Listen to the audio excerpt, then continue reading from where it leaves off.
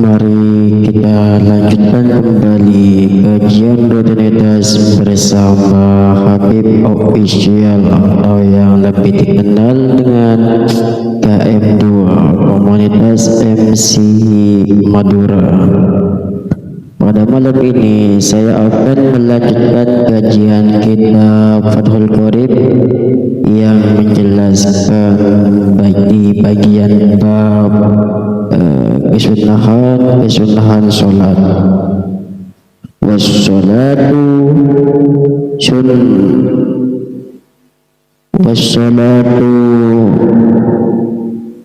sunanuha qabla dukhuli fiha syai'ani.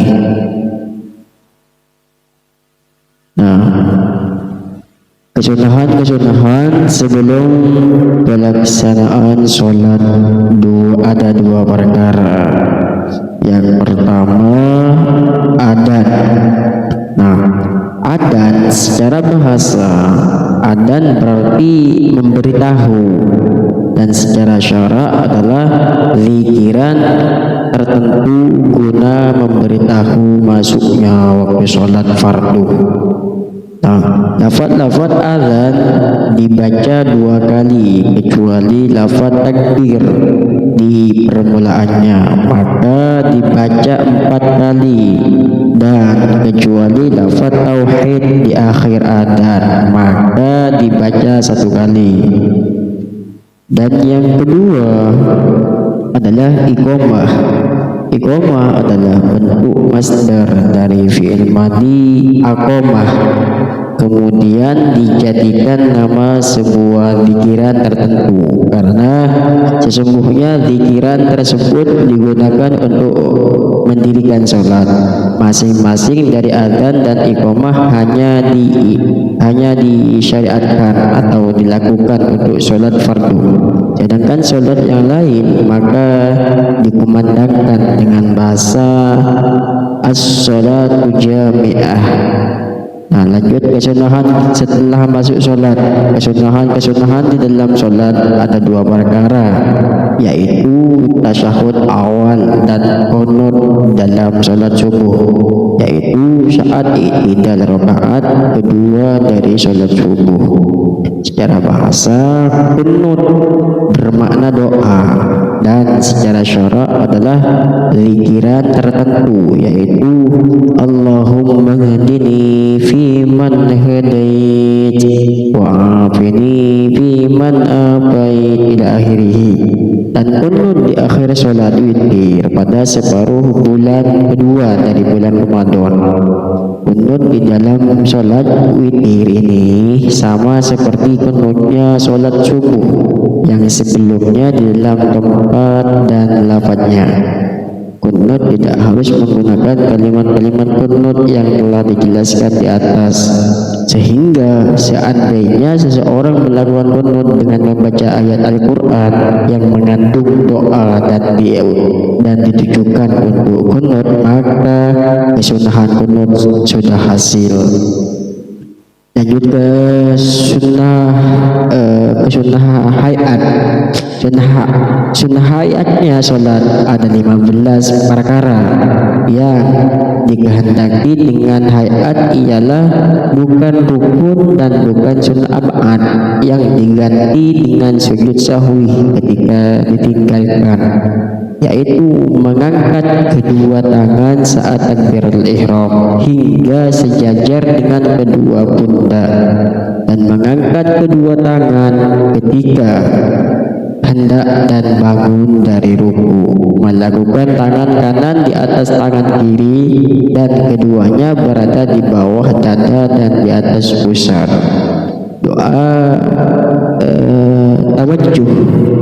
Doa tawajjuh maksudnya ucapan orang yang sholat setelah takbiratul ihram yang berbunyi wajjahtu wajhiya lilladzi fataras samawati wal ardi ila akhirih. Yang dikehendaki adalah setelah takbiratul ihram orang yang sholat membaca doa iftitah, baik yang di atas ini orang atau yang lainnya atau yang lainnya dari bentuk-bentuk doa istiftah yang datang dari Rasulullah SAW.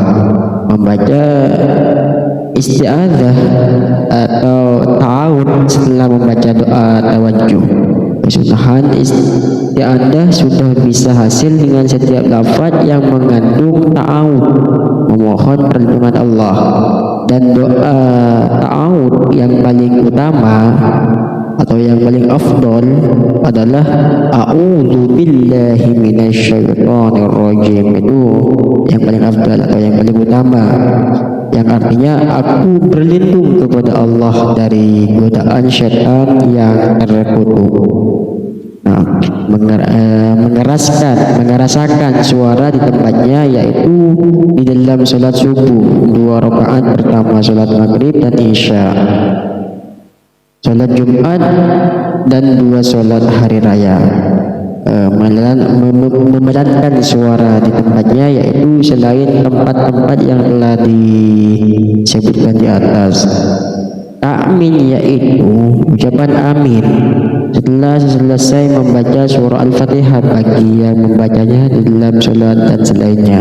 Akan tetapi di dalam sholat lebih dianjurkan seorang makmum sunnah membaca amin berbarengan dengan bacaan amin imamnya dengan mengeraskan suara membaca surah setelah membaca surah Al-Fatihah bagi seorang imam atau orang yang sholat sendiri di dalam 2 rakaatnya sholat subuh dan 2 rakaat pertamanya sholat yang lain. Membaca surah itu dilakukan setelah membaca surah Al-Fatihah, sehingga seandainya seseorang mendahulukan membaca surah sebelum membaca Al-Fatihah, maka bacaan suratnya tidak dianggap. Bacaan takbir saat turun ke posisi ruku dan saat mengangkat, maksudnya mengangkat punggung dari posisi ruku. Bacaan sami Allahu liman hamidah ketika mengangkat kepala dari ruku. Dan seandainya seorang yang sholat mengucapkan man hamdallah sami alahu, barang siapa memuji Allah maka semoga Allah mendengar pujiannya, maka sudah mencukupi. Makna sami Allahu liman hamidah adalah semoga Allah menerima pujian darinya dan memberi balasan atas pujiannya. Ucapan musolli, orang yang sholat, Rabbana lakal hamd, ketika sudah berdiri tegap. Membaca tasbih di dalam ruku minimal sempurna di dalam bacaan tasbih ini adalah subhana rabbiyal azim 3 kali. Membaca tasbih di dalam sujud minimal sempurna di dalam bacaan tasbih ini adalah subhana rabbiyal a'la 3 kali. 3 kali masing-masing. Untuk dikira yang paling sempurna dalam bacaan tasbih saat ruku dan sujud sudah masyhur, meletakkan kedua tangan di atas kedua paha saat duduk tasyahud awal dan akhir, dengan membuka tangan kiri sekira ujung jemarinya sejajar dengan lutut, dan menggerakkan dan menggenggam tangan kanan, maksudnya jemarinya kecuali jari telunjuk tangan kanan. Maka ia tidak menggenggamnya karena sesungguhnya ia akan menggunakannya untuk isyarah, mengangkatnya saat mengucapkan tasyahud, yaitu ketika mengucapkan kalimat illallahu, dan hendaknya ia tidak menggerak-gerakkan dari telunjuknya. Jika ia menggerak-gerakkannya maka hukumnya makruh dan sholatnya tidak sampai batal menurut pendapat Al-Asy'ah. Dan sunnah melakukan duduk iftirash pada semua posisi duduk yang dilakukan dalam sholat, seperti duduk istirahah, duduk di antara 2 sujud, dan duduk tasyahud awal. Iftirosh adalah seseorang menduduki mata kaki kirinya, memposisikan punggung kaki kirinya pada lantai, menegakkan telapak kaki kanan dan memposisikan jemari kaki kanannya menempel pada lantai dan menghadap ke kiblat.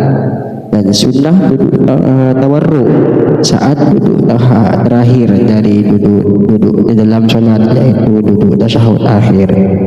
Tawarruk sama dengan posisi duduk iftirosh, hanya saja di samping menetapi posisi iftirosh, musolli mengeluarkan kaki kirinya melalui arah bawah kaki kanannya dan menempelkan pantatnya ke lantai.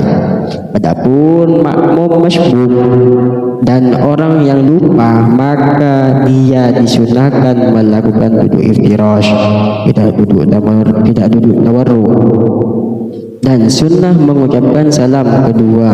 Adapun salam yang pertama maka sudah dijelaskan bahwa sesungguhnya termasuk dari rukun-rukunnya sholat. Nah, itulah saja yang penjelasan dari atau pembahasan dari saya pada malam ini yang menjelaskan di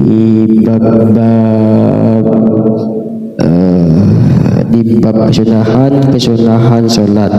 Lanjut ke bab hal-hal yang berbeda antara lelaki dan wanita menuju video berikutnya. Akhir kata, wassalamualaikum